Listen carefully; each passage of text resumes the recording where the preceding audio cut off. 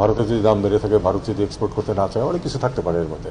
তবে একটা তথ্য আমি আপনাদের সাথে শেয়ার করি, সেটা হলো গত 30 বছরে মাথাপিছু পেঁয়াজের কনজাম্পশন বেড়েছে দ্বিগুণ বাংলাদেশে। আজকে আমি বা আপনি যে পরিমাণ পেঁয়াজ খাই, অ্যাভারেজে 30 বছর আগের অর্ধেক খেতাম। আমাদের আসলে পেঁয়াজ কোনো দেশ থেকে আমদানি করার কোনো প্রয়োজন নেই যদি আমরা একটু সাশ্রয়ী হই, কারণ গ্যাপটা কিন্তু খুব বড় না। 26 লাখ টনের মধ্যে আবার 5-6 লাখ টন আমাদের ইম্পোর্ট করতে হয়। আসলে 20 লাখ টনও যদি আমরা পেঁয়াজ খাই এখন, সেটা কিন্তু মাথাপিছু আমাদের কনজাম্পশন 10 বছর 15 বছর আগের তুলনায় বেশি।